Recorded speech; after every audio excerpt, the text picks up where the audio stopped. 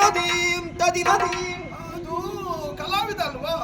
ನಾಳಿನ ಪೂರ್ವ ತಯಾರಿ ಮಾಡ್ತಾ ಇದ್ದೇನೆ. ಹೊಸರಾಗ ಕಾಣ್ತದೆ. ಹೌದು, ಈ ಸರಿಯೇ ಬಳಸಿದ್ದದನ್ನು. ಮತ್ತೆ ಕಲಾವಿದ್ರೆ ಹೇಗಿದೆ ಈ ಸಲ ತಿರುಗಾಟ?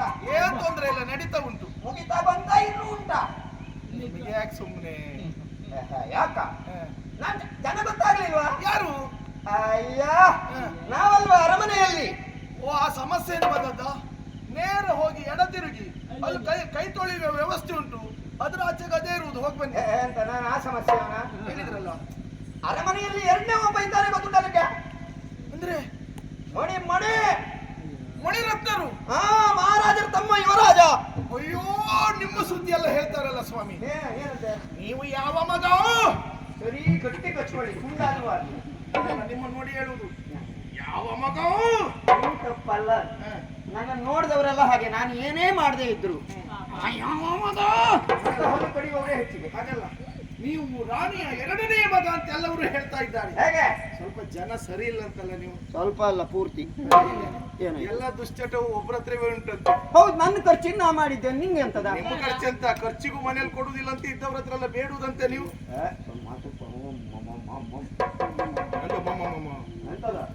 ನಾವು ಬೇಡವ್ರ ಬೇಡುವವರಲ್ಲ, ಯುವರಾಜರೇ ಬೇಡ್ತಾ ಇದ್ದದ್ದು. ಅಣ್ಣ ಇಟ್ಟದ್ದು ಎಲ್ಲಾದ್ರೂ ಕರ್ಕೊಂಡು ಬರ್ತೇನೆ ಅಷ್ಟೇ. ಅದೇ ಕದಿಯುವುದು ಬೇಡುವುದು. ಎಲ್ಲ ಸಣ್ಣ ಮಾಡ್ಬೇಡ. ಏನು ಸಣ್ಣ ಮಾಡಿದೆ? ಎಲ್ಲ ನಿಮ್ಮ ಕಥೆ ಎಲ್ಲ ಗೊತ್ತಾಗಿದೆ ನಂಗೆ. ಗೊತ್ತಾದ್ರೇನು? ಎಲ್ಲ ನೋಡಿದ್ದೇನೆ ನಾನು. ನಿಮ್ಮಲ್ಲಿ ದೌರ್ಬಲ್ಯ ಉಂಟು ಅಂತ ಆದ್ರೆ ನಾವು ಹೆದರುವುದಿಲ್ಲ. ನನ್ನ ದೌರ್ಬಲ್ಯ ಹಿಡಿದು ನಮ್ಗೆ ಯಾಕೆ ಹೆದರಿಕೆ? ನಿನ್ನ ದೌರ್ಬಲ್ಯ ಇಲ್ವಾ? ಏನ್ ದೌರ್ಬಲ್ಯ? ಸಂಭವಿಸ್ತೀನಿ ನೀನು ಅದಕ್ಕೆ.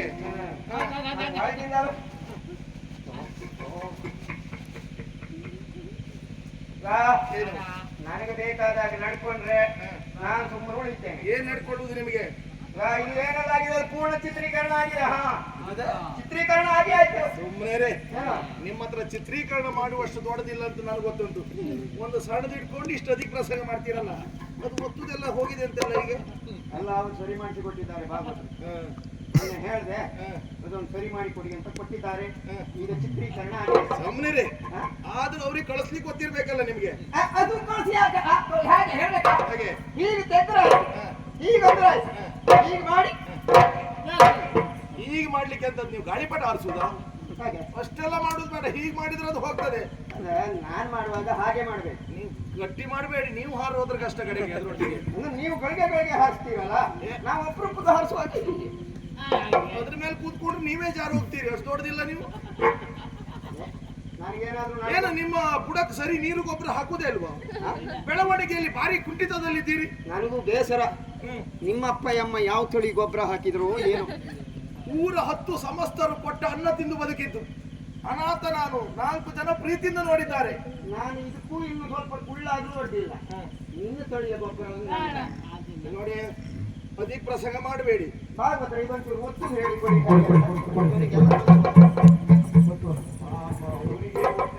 ಕಳಿಸ್ಲಿಕ್ಕಾಗದೆ ಒದ್ದಾಡ್ತಾ ಇದ್ದಾರೆ. ನಮ್ಮ ಅವಸ್ಥೆ ನಮ್ದು. ಕಳಿಸಿಕೊಡಿ ಭಾಗವತ. ಇದೇ ಅಲ್ವಾ? ಹೇಳಿದ್ದೇನೆ. ಈಗ ನಿಧಾನ ಹೇಳಿರಿ, ಪೂರ ಅಳಿಸೋದ್ರ ಕಷ್ಟ ಕಡೆಗೆ. ನಮ್ಮ ಕಂಡು ಹೋಗ್ತೀವಿ, ಬೇರೆ ಹೋಗೋದು. ನಿನ್ಗೆ ಇದೆಲ್ಲ ಆಗುದಿಲ್ಲ. ನಿನ್ಗೆ ಇವ್ರ ಹತ್ರ ಹೋಗಿ ದಯವಿಟ್ಟು ಯಜಮಾನ್ರಿಗೆ ಒಂದು ವಿಷಯ ಹೇಳಬೇಡಿ.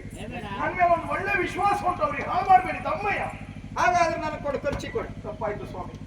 ಇಲ್ವಾ ತಪ್ಪಾಯ್ತಾ? ಆಗ ನೀನೆಂತಂದ್ರೆ ನನ್ನ ದೌರ್ಬಲ್ಯ ನೋಡಿ ನನ್ನನ್ನು ಸಣ್ಣದ್ ಮಾಡುದಲ್ಲ. ಈಗ ನಿನ್ನನ್ನು ಸಣ್ಣದ್ ಮಾಡ್ಲಿಕ್ಕೆ ನನಗೆ ಗೊತ್ತಿಲ್ವಾ? ಅಡಬೇಡ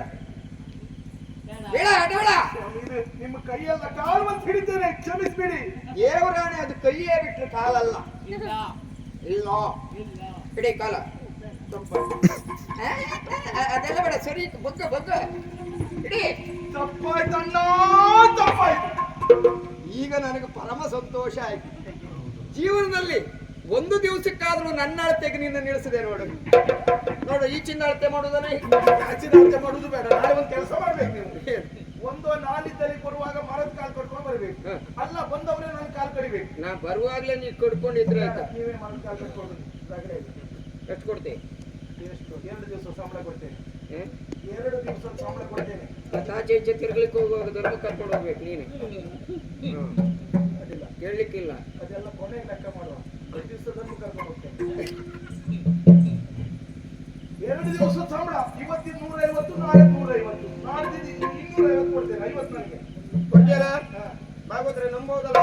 ಒಂದು ಇಲ್ದೇ ಇದ್ರೆ ಹೀಗೆ ಬೇಡ ಬೇಡ ಬೇಡ, ಖಂಡಿತ ಕೊಡ್ತೇನೆ. ಸಿಗುವ